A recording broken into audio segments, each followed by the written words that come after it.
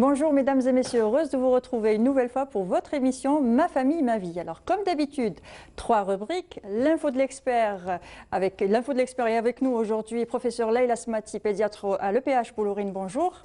Bonjour. Merci d'avoir accepté notre invitation. Merci. Alors, l'info de l'expert, ce sera avec vous, suivi de la rubrique témoignage. Nous aurons une maman qui va témoigner tout à l'heure de la situation, surtout du sujet et du thème qu'on va aborder aujourd'hui, qui est le Covid-19 et les enfants et l'importance de continuer la vaccination de nos enfants justement pendant cette pandémie. Et pour finir, bien sûr, la rubrique Faites-le à la maison avec Khaireddine Khaldoun où on recyclera des bouteilles. Et tout de suite, l'info de l'expert.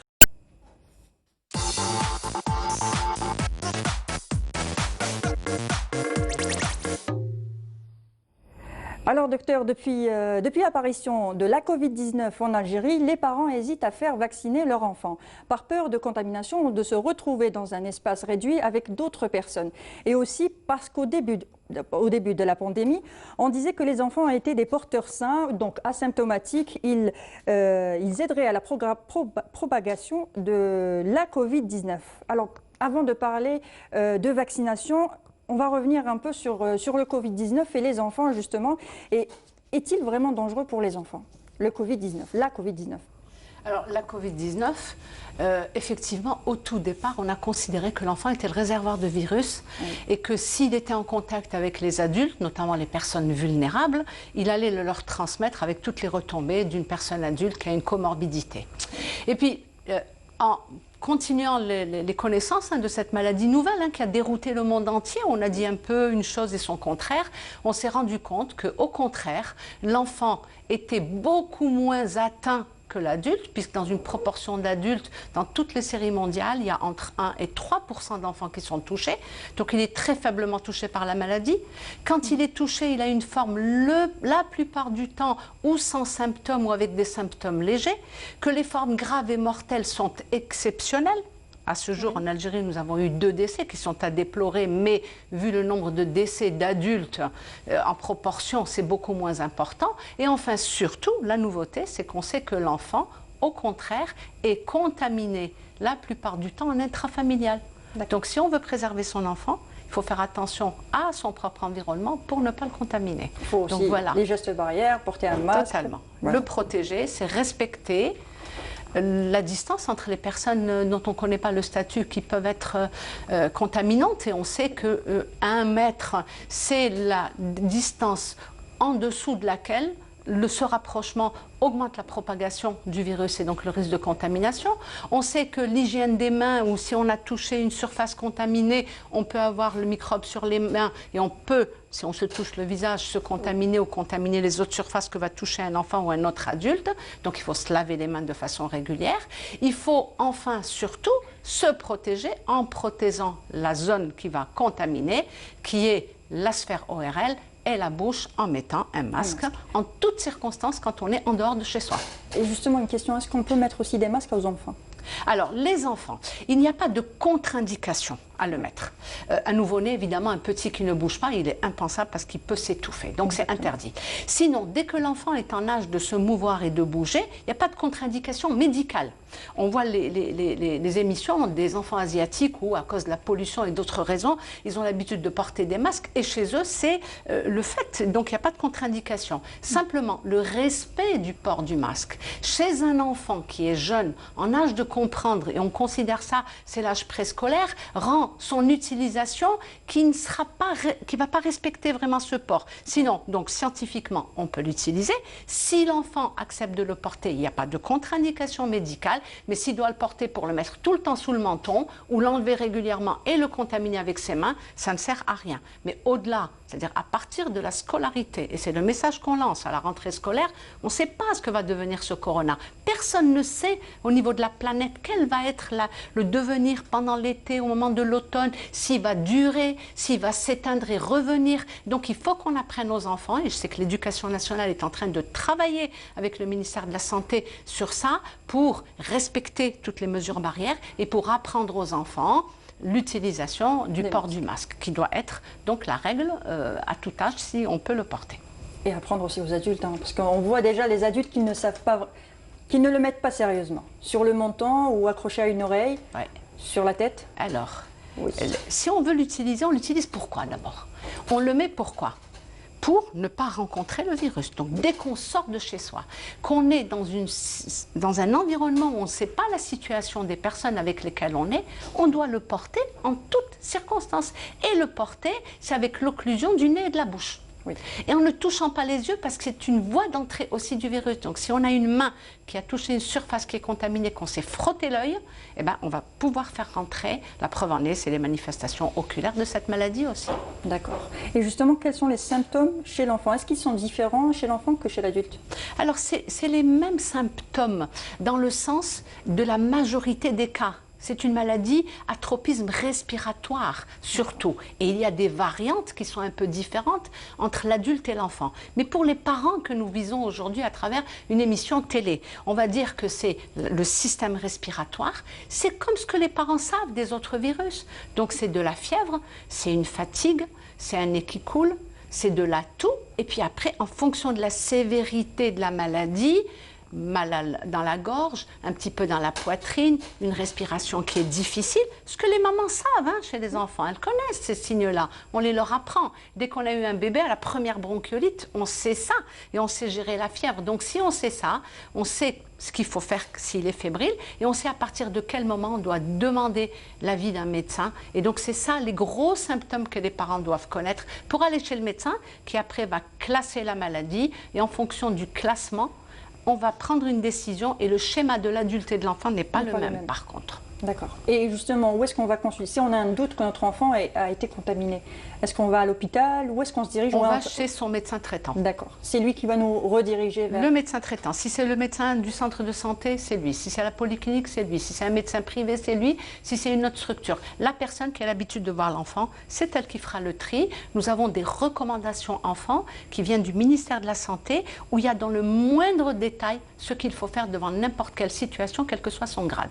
Et les médecins sont en connaissance de ces recommandations. Très bien.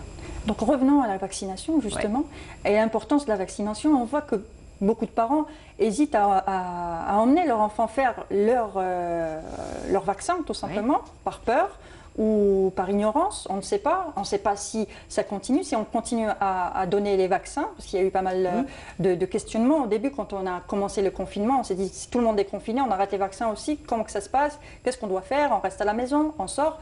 Donc on revient sur la vaccination justement et l'importance de la vaccination. Alors, bien sûr, c'est important de se faire vacciner. Très bien. Alors, c'est vrai que le confinement, qu'est-ce que ça veut dire, se confiner? C'est ne sortir que pour les actes essentiels. On est d'accord, c'est vrai. Donc un acte essentiel pour un parent, c'est quand son enfant est malade et qu'il l'emmène se soigner. Oui. En omettant que dans les actes de soins, il y a la prévention. Parce que pour le corona, pour l'instant, à l'échelle mondiale, il n'y a pas de traitement qui a fait les preuves de son efficacité. Il n'y a pas de vaccin, on l'attend probablement pour 2021 ou plus tard. Ça dépendra de l'avancée et des découvertes médicales. Mais ce qu'on sait, c'est que le corona ne tue pas l'enfant. Il a des formes très légères. Par contre, la diphtérie, le tétanos, la rougeole, la coqueluche, l'hémophilus, les infections pneumococciques, ça fait partie des maladies, des 10 premières maladies tueuses dans le monde. Et pour ces maladies, nous avons des vaccins. Et l'OMS et l'Algérie également, ça il faut reconnaître que le ministère de la Santé a été vraiment très en avant de ce point de vue-là. Il a tout de suite dit que les actes de prévention, notamment la vaccination, doivent être poursuivis. Pourquoi? Parce que si un bébé qui est né, on va prendre l'exemple, il est né en janvier. Oui. La première vaccination lors de la naissance, qui est faite en milieu de naissance, c'est à 2 mois, puis la deuxième qui sont liées à 4 mois et à 11 mois. Si ce bébé est né en janvier, il devait aller en mars. Mars, ça a commencé le remous, on ne savait pas très bien, c'est vrai, il y avait de l'hésitation, c'est légitime. Les choses se sont aplanies très rapidement. Le 23 mars, l'OMS s'est positionné, le 10 avril, l'Algérie s'est positionnée en disant « continuez à vacciner ». Donc si cet enfant n'a pas été vacciné au mois de mars, à 2 mois, il va encore moins l'être au mois de mai où, chez nous, la pente de la maladie était en ascension. Ça veut dire que ça va retarder tout le calendrier vaccinal. Donc ça va retarder, c'est pas ça, c'est qu'on va l'exposer. Pourquoi on choisit 2 mois et 4 mois? C'est ce qu'il faut expliquer aux parents. C'est choisi avec l'âge auquel l'enfant, s'il rencontre le virus, va être exposé. au risque infectieux d'une maladie qu'on peut prévenir par la vaccination. De plus, quand on va lever le confinement, ce qu'on est en train de faire, hein, partiellement ou totalement, qu'est-ce qu'on va faire? Tout le monde va sortir. Et les enfants qui n'auront pas été protégés par la vaccination, qui sont au contact d'autres personnes qui pourront porter, parce que ces maladies circulent, hein. La rougeole, elle est toujours là, les infections pneumococciques, l'hémophilus, ce n'est pas des maladies qu'on a éradiquées. Donc ces enfants non protégés par la vaccination risquent d'être au contact avec la levée du confinement de personnes adultes qui retiennent, qui contiennent, qui portent ces virus, d'être contaminés et d'avoir une maladie qui, pour le coup, va les tuer. Donc, l'acte de prévention est un acte qui ne peut pas être reporté, quelles que soient les circonstances. Et je vous donne l'exemple précis d'un enfant qui est venu hier pour contrôle d'un corona. C'était une famille à l'hôpital Bollorène. Et il y avait un enfant de 11 mois. D'ailleurs, j'aurais pu dire à la maman de témoigner, ça vient de me revenir. Et elle m'a posé question, est-ce que je l'emmène faire son vaccin anti-rougeoleux? Eh bien oui, il était corona. Dès l'amélioration des signes, cet enfant, nous l'avons autorisé à aller se faire vacciner contre la rougeole. Parce que la rougeole est une maladie meurtrière, c'est la plus meurtrière. On a peur du corona où le taux d'infection il est autour de 3, c'est-à-dire une personne malade va contaminer 3 personnes. La rougeole, c'est le plus haut taux d'infection de toutes les maladies infectieuses qui est autour de 16 à 18. Donc, si une personne porte le virus, et on a beaucoup d'adultes qui ne sont pas protégés, eh bien, ils vont contaminer 16 personnes autour à 18. Et si cet enfant il est au milieu, n'étant pas protégé, eh bien, il aura la maladie avec la forme la plus sévère et la forme mortelle également. Donc voilà quels sont les risques. Et la vaccination, en aucun cas, elle ne doit être reportée, si ce n'est une contre-indication médicale du moment, liée à l'enfant. En général, on nous dit quand l'enfant a le nez qui coule ou quand il a un peu de fièvre, on évite de faire la vaccination. Alors, dans quel cas ne pas vacciner son enfant? Alors, on ne vaccine pas dans des cas très particuliers de maladies chroniques qui ont des traitements particuliers. Là, les parents le savent parce que le médecin qui est en charge de la maladie a déjà instruit les parents que telle maladie ou tel traitement ne recommande pas les vaccins. Mais ça, dans la majorité des enfants, nous avons 1 200 000 naissances par an. Parmi cette population, d'abord, c'est des maladies qui apparaissent tard dans la vie, où déjà on les a vaccinées, ou même si elles apparaissent tôt, elles sont tellement rares que c'est de l'affaire du spécialiste.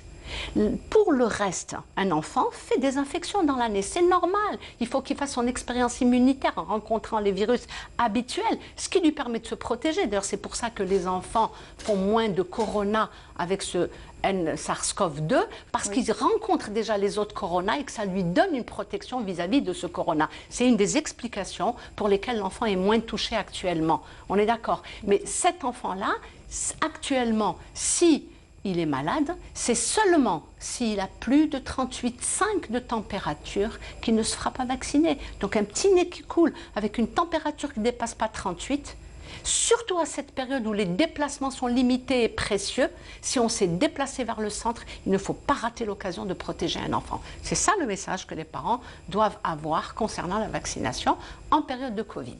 Elle doit être poursuivie et ce n'est pas du tout une contre-indication, au contraire.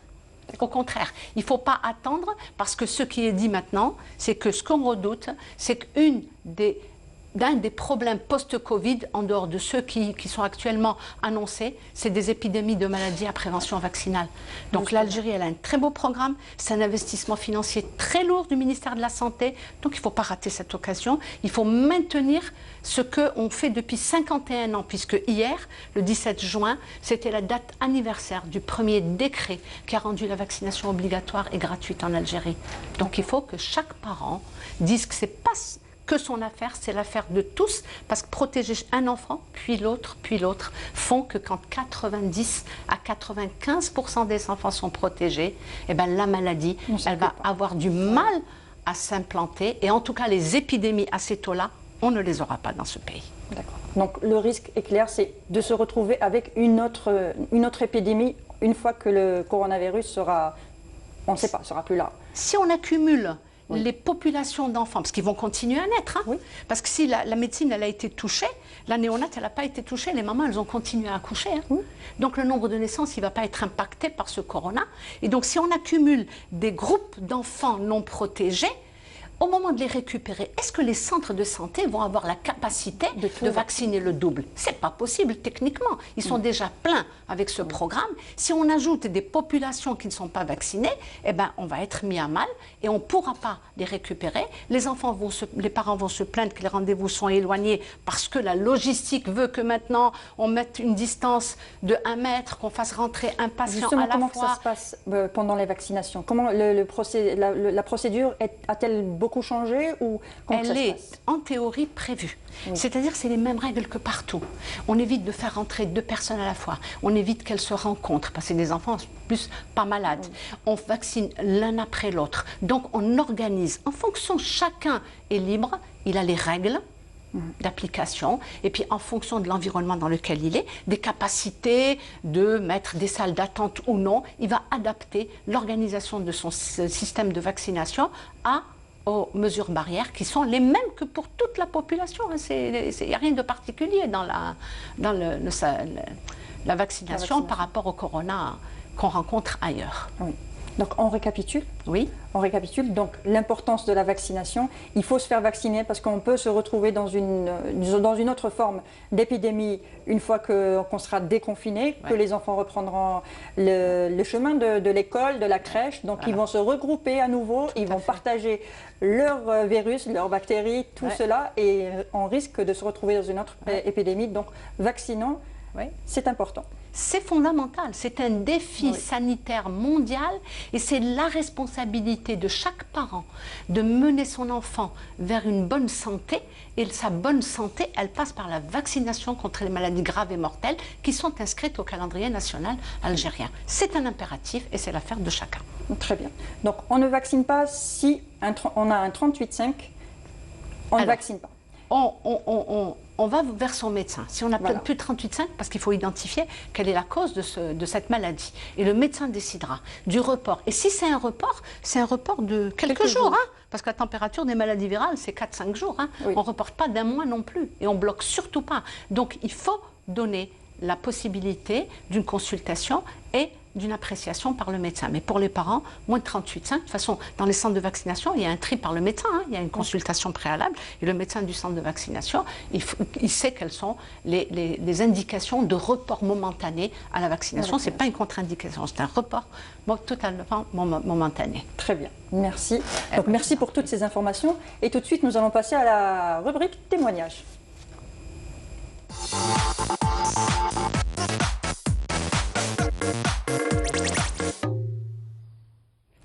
Alors, la rubrique témoignage, nous avons avec nous Zoubida qui nous appelle de la Achour, c'est ça? Bonjour Zoubida. Allô, allô? Oui, je vous entends, bonjour. Oui, on ne vous entend pas très bien. Donc bonjour, comment allez-vous? Ça va, merci, et vous? Ça va la baisse, alhamdoulilah. Alors, vous avez donc 2 enfants, qui ont? Alors, 4 ans et demi et 23 mois, exactement. Allah yabarak. Alors, comment on va d'abord parler de ce confinement? Ça fait 3 mois que vous êtes confinés, entièrement confinés, complètement avec vos enfants à la maison? Oui, exactement. Moi et mes enfants, on est confinés sérieusement depuis 3 mois. Il n'y a que le papa qui sort pour travailler de temps en temps. Sinon, il fait moitié télétravail, moitié il se déplace. Oui. Et pour faire les courses. Mais sinon, Anna et les enfants, on est à la maison. Très bien. Alors, est-ce que vous arrivez à gérer le quotidien? C'est pas évident. Je pense qu'avant, ils étaient à la crèche, non? Oui, effectivement. C'était assez difficile, mais on s'est habitué. On a réussi à s'organiser. Oui. Et franchement, alhamdoulilah, ça va de mieux en mieux. On fait des activités. Je leur ai appris à ranger leur chambre, à cuisiner avec moi. Très bien. Ils sont plus ordonnés finalement. Ça a du bon de rester à la maison. Eh ben, tant mieux. Donc, ça a été positif pour vous, ce confinement? Oui. Franchement, oui.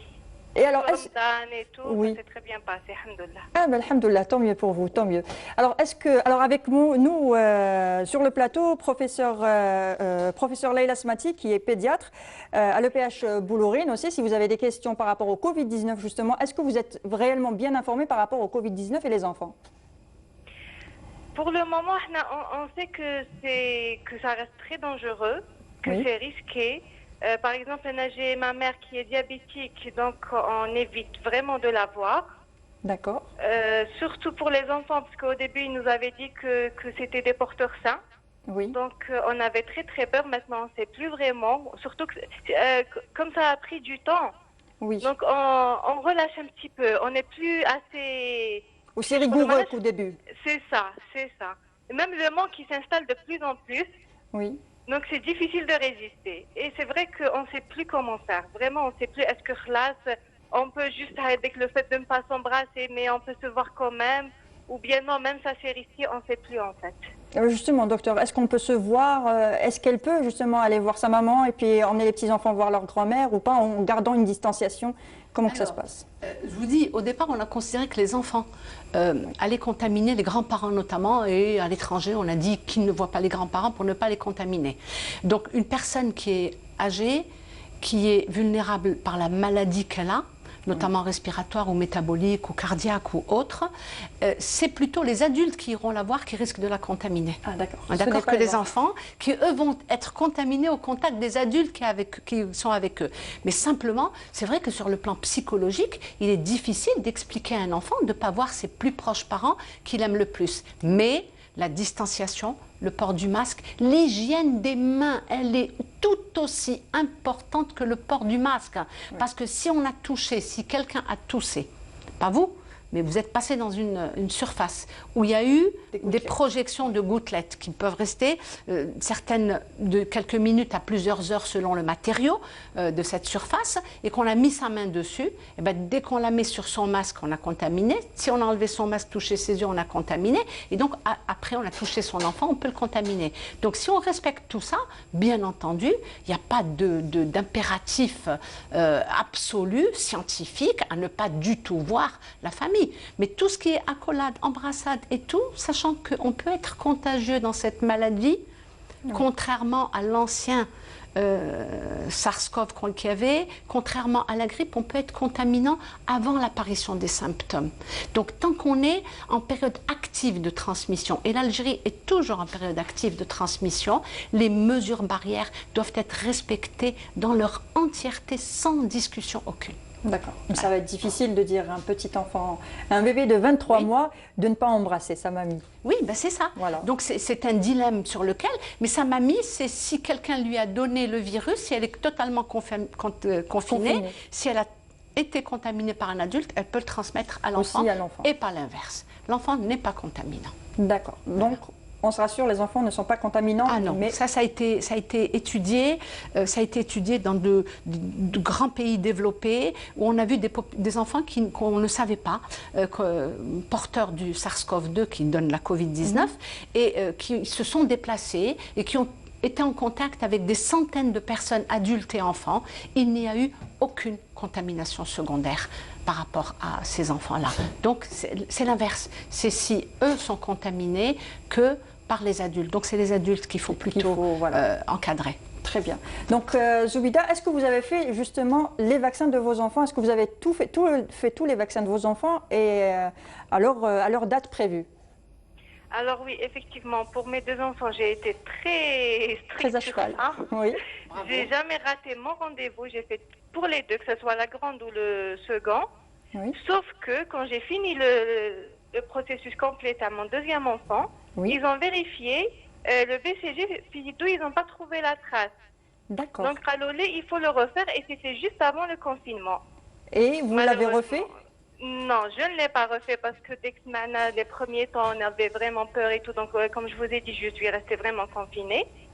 Mais après, j'ai vu que ça a pris du temps. Oui. J'ai appelé le pédiatre à mon fils et je lui ai dit, voilà ce qu'il y a. Donc, est-ce que je me déplace pour le lui refaire ou bien j'attends qu'elle non, madame, vous vous déplacez, vous lui refaites son vaccin. L'un n'empêche pas l'autre. Vous restez confiné, vous prenez rendez-vous dès, vous lui faites son vaccin et vous revenez. Il ne faut surtout pas le laisser comme ça. Très bien. Et est-ce que vous l'avez fait? Alors j'y vais dimanche, Inch'Allah. Inch'Allah, voilà, très bien. Vous avez un très bon pédiatre, gardez-le. Il est de très bons conseils. Eh bien, voilà. Ah, je le garde, ça fait mes deux enfants. Voilà. Eh bien, pour vous dire, j'ai été suivie chez lui. La maman et les enfants chez le même pédiatre. C'est parfait. Très bien. On a ça en fin de carrière. Moi aussi, j'ai quelques patients qui sont qui ont été mes patients et qui reviennent maintenant avec leurs enfants. Voilà, alors, ça arrive souvent que le BCG disparaisse. Ouais. Alors, le BCG, c'est une vaccination, c'est la seule qu'on fait par voie intradermique et dont le témoin est la cicatrice. Alors, initialement, il y a très longtemps, on disait que tant qu'il n'y avait pas la cicatrice, il fallait revacciner. Et puis, évidemment, la médecine évolue avec les connaissances. Et les connaissances ont fait qu'on sait que la cicatrice correspond à la protection, mais pas indéfiniment. Donc, il est dit, en tout cas en Algérie, où la maladie est encore épidémique, on a encore des cas de tuberculose, elle est encore bien présente. Parce qu'il faut savoir qu'en matière de vaccination, j'ouvre une parenthèse, c'est des dispositions de santé publique propres à chaque pays. Chaque pays définit les règles avec lesquelles il va protéger sa population en fonction de la maladie et de son épidémiologie locale. Alors pour l'Algérie, tout enfant qui a été vacciné à la naissance et qui a moins de 14 ans et chez lequel on ne retrouve pas la cicatrice, c'est simple, on a choisi l'avant-bras parce que c'est plus facile à l'hygiène scolaire pendant l'examen clinique de vérifier, qui n'a pas une cicatrice, on refait une deuxième et dernière fois la vaccination. Si la deuxième fois il n'y a pas de cicatrice, je le dis à Zoubida, si il n'y a pas de cicatrice pour son enfant cette deuxième fois, elle ne sera plus obligée de la refaire parce qu'il y aura une immunité sans ce témoin qui est la cicatrice. Très bien, très bien. Alors voilà Zoubida, alors vous avez d'autres questions Zoubida? Non, ça va, je vous remercie. Merci. Très bien, merci. En tout cas, j'ai été très bien renseignée avec comme ça. Merci à vous. Merci à vous. Et puis, faites encore attention et mesure barrière. Voilà, mesure barrière, tout simplement, avec la mamie. Et bonne continuation. Merci pour votre émission, elle est très instructive. Et dites-le autour de vous, s'il vous plaît, qu'il faut aller vacciner les enfants pour ceux qui ne l'ont pas fait. D'accord. Voilà, merci. Merci Zoubida. Au revoir. Au revoir. Donc voilà. Donc c'était le témoignage de Zoubida qui finalement nous est venu avec une information du BCG qui pouvait disparaître et tout ça. C'est très bien. Voilà. Merci encore à vous, docteur. Si vous avez quelque chose, un message à faire passer justement aux parents, à la population, tout simplement directement par rapport aux mesures barrières, par rapport à ce Covid-19, parce qu'on voit beaucoup de personnes qui mettent un peu le masque un peu n'importe comment, qui ne respectent pas forcément les mesures barrières ou qui n'y croient pas tout simplement, qui ne croient pas à ce Covid-19. Vous êtes dans l'hôpital, vous y travaillez et vous voyez ce qui se passe. Donc, l'antenne est à vous. Alors, comment peut-on ne pas croire à une maladie et un virus inconnu il y a quelques mois, qui a mis en branle les plus grandes puissances mondiales, qui a entraîné des 8 millions de cas, on est actuellement, et 1,5 million de décès à l'échelle planétaire? Je pense qu'il y va de la conscience de chacun, de ne pas nier une évidence, d'accord? Quel bénéfice à l'État algérien d'arrêter son industrie, d'arrêter son commerce, d'arrêter son administration, de bloquer un pays, de le paralyser, d'arrêter les écoles, de fermer les universités, d'empêcher les gens de sortir, de mobiliser des équipes médicales, vous, par la presse, la communication, les agents de sécurité, en fait tous les gens qui sont au devant de la scène pour donner l'information et pour protéger si le danger n'était pas réel. Donc il faut que la population revienne à la raison en disant qu'on ne sait pas quel va être l'avenir. Et pour dire aux parents, puisque je suis pédiatre, donc je m'adresse aux enfants, aux parents pour leurs enfants, il est dit dans un proverbe, nourrissez vos enfants d'exemple. Qui m'écredmou les parents, ils diront les enfants. S'ils voient que leurs parents sont respectueux de ce qui est dit dans le pays, des lois et des règles du pays, qu'elles soient momentanées ou plus temporaires, eh bien les enfants ils feront la même chose. Et donc s'ils veulent donner l'exemple à leurs enfants, qu'ils le fassent en respectant la distance, en ne se déplaçant que vers les endroits où ils sont obligés de se déplacer, d'éviter les endroits confinés, d'aérer leur maison, parce que là aussi l'aération, ça permet de déplacer et de changer l'air qui est à l'intérieur, et s'il y a une quelconque, c'est-à-dire proportion de microbes, on peut les éliminer, et de l'hygiène des mains, et le port du masque, même l'alternative qu'on va coudre, il suffit de faire une barrière, c'est tout, entre les voies aériennes qui sont la porte d'entrée et l'éventuelle projection de gouttelettes par une personne qui est contaminée. Donc respectons les règles, le corona est une réalité et nous avons 11 000 cas confirmés, 20 000 cas traités, 800 décès, 2 enfants décédés, c'est trop déjà pour ce pays. Sans parler de la charge financière, la charge émotionnelle. Chaque vie perdue qui peut être évitée est l'affaire de tous. Et ça revient à la responsabilité de chacun. Il faut que les gens se rendent compte que nous, les professionnels, on n'a pas des hommes politiques. Quel intérêt, moi, j'ai à dire que c'est une réalité? C'est une réalité. Prenons-en conscience et revenons à la raison. Merci, docteur. Merci. Merci. Et tout de suite, on passe tout de suite à la rubrique Faites-le à la maison.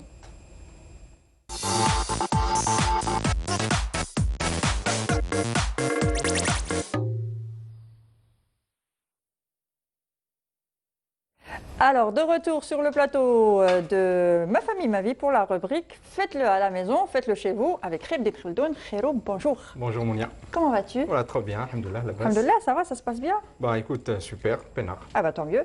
Alors aujourd'hui, on va recycler tout Je simplement. vois bien qu'il y a des bouteilles. Voilà, j'ai justement plastique. bouteilles en plastique, on recycle, on jette rien, tout se récupère. Ah, Donc j'ai super. décidé de fabriquer un petit jeu d'adresse avec la bouteille en plastique. Ah bah super ça. Alors il nous faut une bouteille en plastique bien sûr, Oui. de quoi la décorer parce que pour que ce soit quand même un petit peu joli. Donc du rose pour moi, du vert pour toi. Ah bah très bien, c'est déjà Voilà. sélectionné, donc on peut pas Exactement, intervenir si tu veux là-dessus. du rose, il n'y a pas de souci, je te D'accord, passe le rose. On verra. Un cutter, il faut faire très attention, c'est les parents qui utilisent les cutters, qu'on soit bien d'accord, parce Bien que sûr, oui. voilà, Au risque de se blesser, on laisse pas les Voilà. enfants. On ne laisse pas des enfants jouer Ouais. avec ce genre de choses. Bien sûr. Pour justement découper notre bouteille, des Parfait. ciseaux aussi, on peut utiliser les ciseaux pour découper la bouteille, Oui. des feutres si on a envie de dessiner sur la bouteille, des feutres indélébiles, et puis la balle. Alors, je ne pense pas qu'on ait une balle où... On n'a pas tous une balle à la maison Donc, dans laquelle on on va va faire un faire, trou et tout ouais. ça, donc on va prendre du papier alu ou du papier journal tout D'accord. simplement. On va le former en forme de balle Ouais. et on va y insérer un fil. Ok. Voilà, tout simplement y C'est insérer un simple. fil. C'est aussi simple. Aussi simple que ça. D'accord. Pour justement le coller à la bouteille et faire un jeu d'adresse. Très bien. Bon, je suis maladroite. Je te préviens tout de suite, je suis maladroite, je risque pas d'y arriver, mais bon. T'es pas la seule en tout cas. Alors, on commence? Ok, on y va. Alors, on fait tout d'abord la découpe. On découpe la bouteille. Justement, on a besoin À quel de, niveau?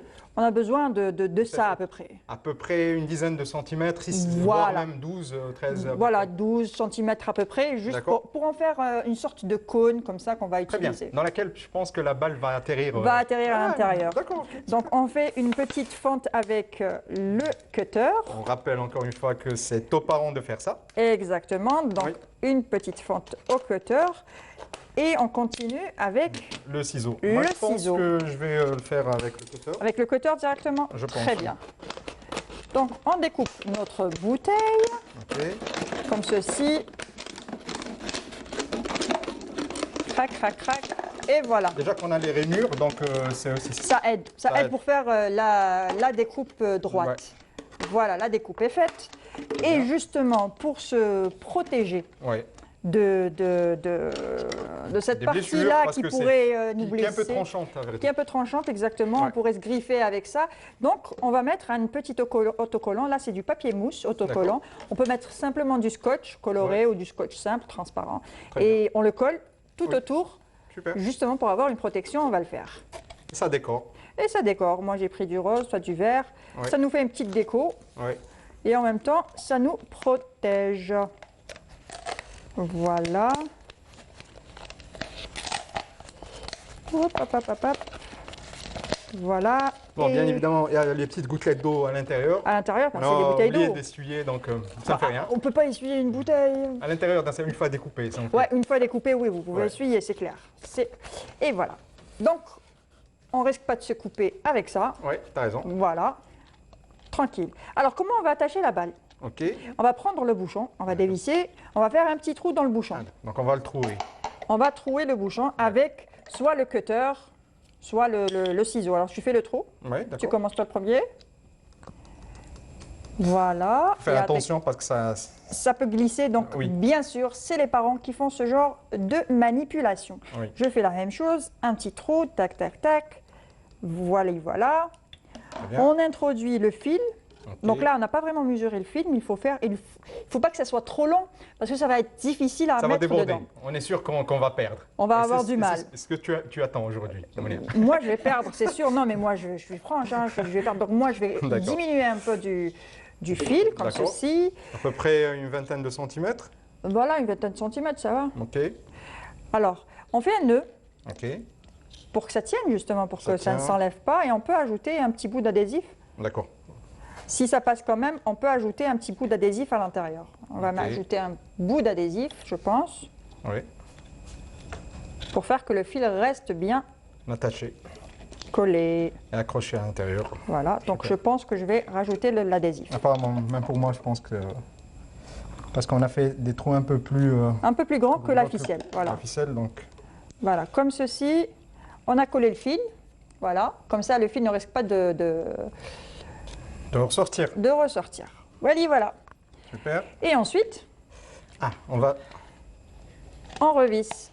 Voilà. Et voilà. Pour Et le la remettre à l'intérieur. compétition commence.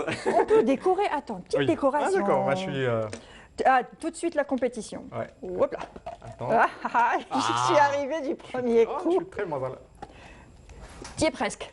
Je suis Encore prêt. une fois. On est presque.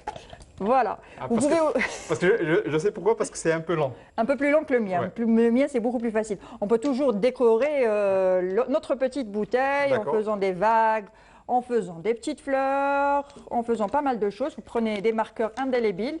Ouais. On a aussi du doré, donc on va faire des petites fleurs. Ou ce que tu veux, hein, pas forcément des fleurs. Hein. Ouais. Donc, tac, tac, tac, tac, tac. Une fleur par-ci, une fleur par-là. Ça nous fait un jouet. Ouais. Ça occupe les On enfants. récup juste avec ce qu'on a à la maison. Ça occupe les enfants, ça C'est occupe marrant. les plus âgés aussi. Hein. Ouais, j'imagine. On va se mettre à faire des compétitions à À la la maison. maison. Voilà. Et voilà, des petites fleurs tout autour, pour ma part. Et je vais réessayer de remettre la balle dans le... Hop, Hop. haha, ça marche pas tout le temps. Et hop, Hop. Pour moi, Voilà. c'est bon. Ah, moi aussi. pour les deux. OK. Allez, super. Donc voilà, c'est l'activité du jour. Ah bah, J'espère super. que ça vous a plu. Ça occupe vraiment. Bah, Voilà. On s'amuse. Ah bah tant mieux. Très bien. Et puis on se dit à la semaine prochaine Inch'Allah. avec une nouvelle activité et un nouveau thème à aborder. Très, Allez, très bien. Ok. au revoir. Au revoir.